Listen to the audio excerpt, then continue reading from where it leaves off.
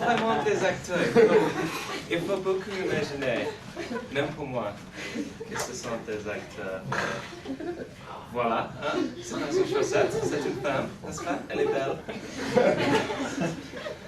Ouh.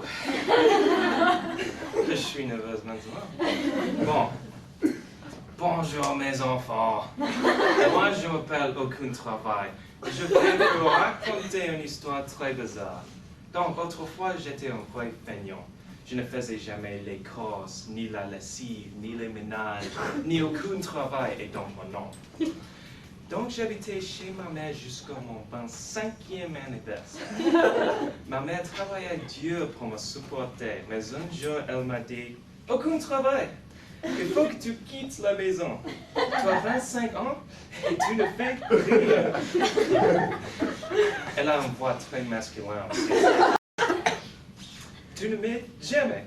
Va te trouver une femme pour que tu puisses quitter la maison et habiter avec elle. Comme vous pouvez imaginer, je n'étais pas contente d'entendre ces paroles, mais j'avais peur de ma mère. Et donc j'ai commencé à chercher une femme. Je marchais dans la forêt pendant 2 heures quand j'ai rencontré une jolie femme qui s'appelait Clarence. Je lui ai proposé un mariage, elle a accepté et nous sommes revenus chez ma mère. Mais quand ma mère a vu Clarence, zut alors! Croyez-vous que vous êtes assez belle pour épouser mon fils? Vous êtes moche, Clarence. Si aucun travail vous mariez, il ne serait jamais content avec une femme si laide. Aucun travail. As-tu choisi la première femme que tu as rencontrée? Ah oui, maman. Je déteste ta paresse. Clarence, partez d'ici. Clarence s'est enfuie en larmes, et encore, j'avais pas d'épouse. Mon fils, pour aimer une épouse, il faut qu'elle soit aussi belle que possible. Tu mérites une femme aussi belle que toutes les étoiles du ciel. Tourne-toi dans la forêt et reviens avec une belle épouse. Donc pour la deuxième fois, je me suis promené dans la forêt pour trouver une femme. Cette fois, j'allais trouver une femme plus belle que Clarence, parce que ma mère m'avait averti que les femmes laides ne seraient pas des bonnes épouses. Après quelque temps, j'ai rencontré une autre femme dans la forêt qui s'appelait Michel. Ah, je me suis dit, elle est 1000 fois plus belle que Clarence. Je suis sûr que maman l'aimerait. Donc, je lui ai demandé de me marier, et quand Michel l'a accepté, nous sommes allés voir ma mère. Tu t'as trouvé une autre femme? Mais mon fils, elle n'est pas belle non plus. Cette femme ressemble à une sorcière méchante.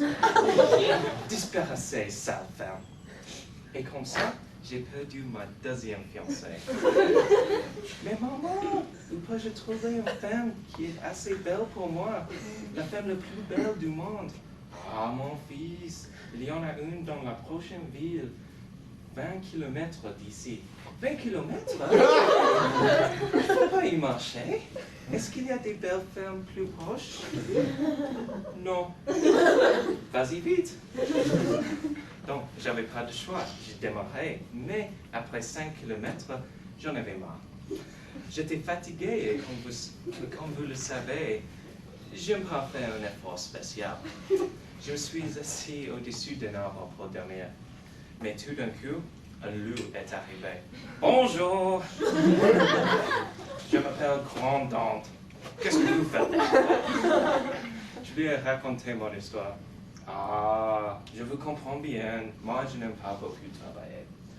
Mais je crois que cette fois, je peux vous aider.